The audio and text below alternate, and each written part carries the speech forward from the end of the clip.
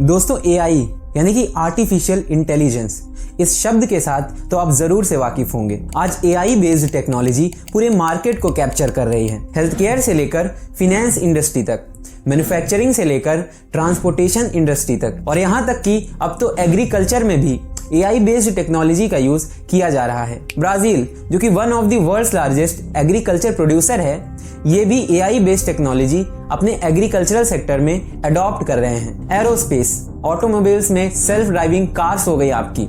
इसके अलावा social media algorithms हो गए, एलेक्सा, सीरी, ये जितने भी स्मार्ट असिस्टेंट डिवाइसेज हैं, और चैट जीपीटी जैसे चैट बॉट्स, ये सभी एआई के ही एग्जाम्पल्स हैं। अब अगर देखा जाए तो ये आर्टिफिशियल इंटेलिजेंस बड़े ही काम की चीज़ है।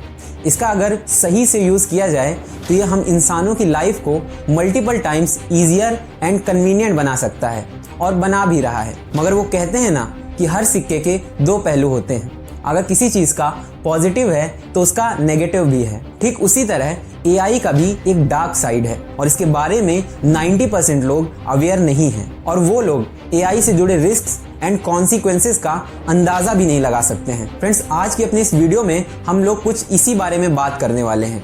क्या है डार्क साइड ऑफ एआई, इससे हमें क्या खतरे हो सकते हैं, और कैसे इन खतरों से बचा जाए। चलिए जानने की कोशिश करते हैं। तो नमस्कार दोस्तों, मेरा नाम है Shivam and let's get started.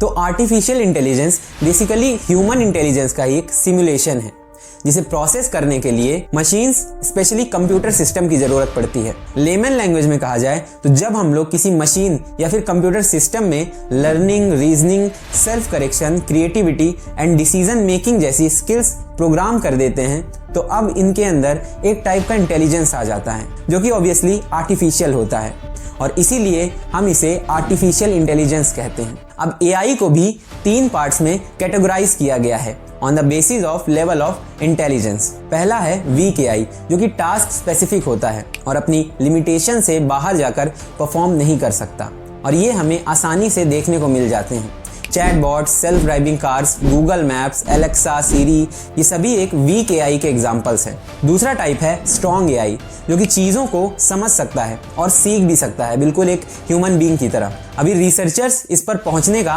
प्रयास कर रहे हैं, और बहुत जल्द ही हम लोग इसे डेवलप भी कर लेंगे। अब तीसरा टाइप आता है सुपर एआई का, जो कि ह्यूमन इंटेलिजेंस को भी सरपास कर देगा। ये कोई भी टास्क ह्यूमन से बेटर कर पाएगा, लेकिन ये अभी भी एक कंसेप्ट ही है। अब बात करें अगर एआई से पैदा होने वाले खतरों की, तो कई सारे रिस्क हैं जो इससे जुड़े हुए हैं, जैसे कि डीप फेक्स। तो बेसिकली डीप फेक्स ऐसी फोटोज और वीडियोस को कहा जाता है जिसमें किसी भी पर्सन के फेस या बॉडी को डिजिटली मैनिपुलेट करके या फिर ऑल्टर करके किसी दूसरे पर्सन के फेस या बॉडी में पेस्ट कर दिया जाता है। अब आप पहले तो ये वीडियो देखिए। We're entering an era in which our enemies can make it look like anyone is saying anything at any point in time, even if they would never say those things. How about this? Simply, President Trump is a total and complete dipshit. और अब ये देखिए। Now, you see, I would never say these things, at least not in a public address, but someone else would. Someone like Jordan Peele. This is a dangerous time. Moving forward, we need to be more vigilant with what we trust from the internet. It's a time when we need to rely on trusted news sources. ये former US president Barack Obama का एक AI generated fake video है, जिसे American actor and director Jordan Peele ने बनाया है। इसमें वो लोगों को false information and fake news के बारे में अवेयर कर रहे हैं। अब जरा ये वीडियो देखो।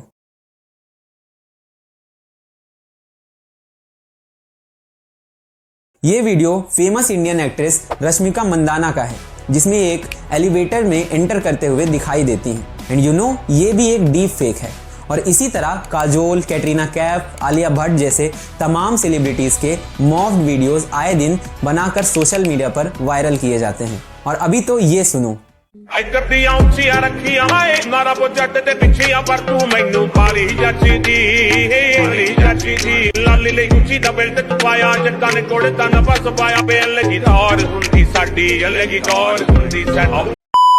सीरियसली, मोदी जी गाते हुए?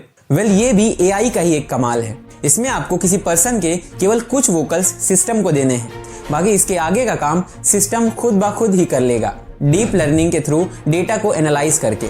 अब ये डीप फेक्स तो पहले भी बनाए जाते थे, बट उनमें काफ़ी टाइम एंड डेटा लगता था, इसीलिए सिर्फ फेमस सेलिब्रिटीज़ के ही डीप फेक्स बनते थे, जिनका काफ़ी डेटा ऑनलाइन अवेलेबल होता था।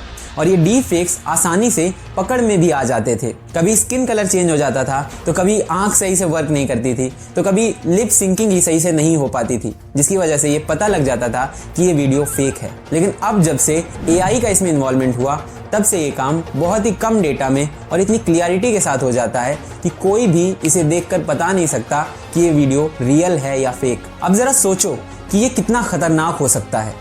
मान लो कल को कोई मोदी जी का डीप फेक उन्हीं की आवाज़ में बना के वायरल कर दे, तो ये कितनी बड़ी संख्या में मास को इन्फ्लुएंस कर सकता है। और क्योंकि ये AI based deep fake technology इतनी आसान हो गई है, इसीलिए किसी को भी डिफेम करना भी काफ़ी आसान हो गया है। और ऐसे कई केसेस भी देखने को मिल चुके हैं जिनमें आम लोगों के और उनमें से भी स्पेशली गर्ल्स के डीप फेक्स वायरल हुए हैं। और लोगों के पास उतनी डिजिटल लिटरेसी ही नहीं है कि वो इन डीप फेक्स को पहचान पाएं, एंड एट द एंड वो उन झूठे वीडियोस पर बिलीव कर लेते हैं। इसके अलावा AI से हमें और भी कई सारे खतरे हो सकते हैं। जैसे हम जो सोशल मीडिया ऐप्स यूज करते हैं वो भी AI बेस्ड एल्गोरिदम्स पे ही चलते हैं। ये आपका सारा डाटा स्टोर करते रहते हैं, वो भी बिना आपको पता चले। आप बस 2-3 बार सोशल मीडिया यूज करते हुए ये बोल कर देखिए कि आपको शूज खरीदना है। आने वाले 1-2 दिनों में आपके फ़ोन पर आपको शूज़ की एड्स दिखने चालू हो जाएंगे। तो क्या ये आपकी प्राइवेसी को वायलेट नहीं करता? दूसरी बात, ये जो भी आप गूगल, फेसबुक, यूट्यूब, इंस्टाग्राम में सर्च करते हो, ये सारा डेटा US के सर्वर में सेव हो रहा है। तो एक तो ये भी थ्रेट है कि हमारी कंट्री का डाटा किसी दूसरी कंट्री के सर्वर में सेव हो रहा है। लेकिन मान लो कल को हमने एक सुपर AI बना लिया जो कि हर टास्क को ह्यूमन से बेटर करने की क्षमता रखेगा, तो इस बात की क्या गारंटी है कि वो हमारा ही डाटा यूज़ करके हमारी कमजोरियों का पता लगाकर हम पे ही डोमिनेंट होने की कोशिश नहीं करेगा। इसके अलावा AI के हाथों में डिसीजन मेकिंग पावर देना भी सही नहीं होगा, क्योंकि क्या पता जो भी डिसीजन वो लें वो एथिकली एंड मोरली सही ना हो। इसके अलावा AI डिजिटल सिक्योरिटी के फील्ड में भी एक बड़ा थ्रेट बन सकता है। साइबर क्रिमिनल्स के हाथों में AI जैसे पावरफुल टूल्स आ जाने के बाद वो अपने अटैक्स को ऑटोमेटेड एंड एक्सेलरेट कर सकते हैं और इसके साथ मल्टीपल विक्टिम्स को एक साथ टारगेट कर सकते हैं। AI computer systems and network की वीकनेस आइडेंटिफाई करने में यूज किए जा सकते हैं और हैकर्स इससे सेंसिटिव डाटा या फिर पूरे सिस्टम्स को भी एक्सेस कर सकते हैं। अब फ्रेंड्स, ये तो मैंने आपको कुछ मेजर रिस्क बताए जो हमें AI से हो सकते हैं।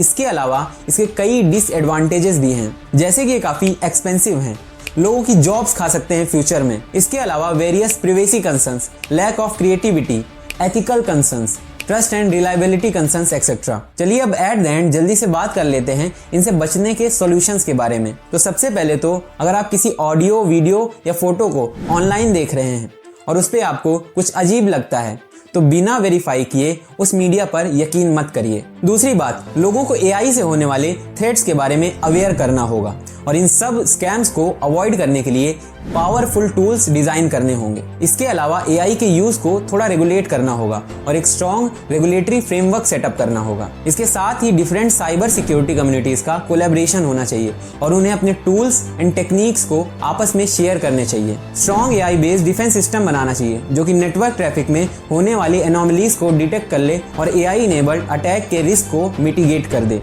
तो फ्रेंड्स, ये थी हमारी आज की वीडियो और मैं उम्मीद करता हूँ कि आपको ये टॉपिक अच्छे से समझ में आया होगा। कुछ नई बातें जानने और सीखने को जरूर मिली होंगी। तो वीडियो पसंद आया हो तो वीडियो को एक लाइक करना और मैं मिलता हूँ आपको किसी नई और इंटरेस्टिंग वीडियो में। तब तक के लिए goodbye and take care.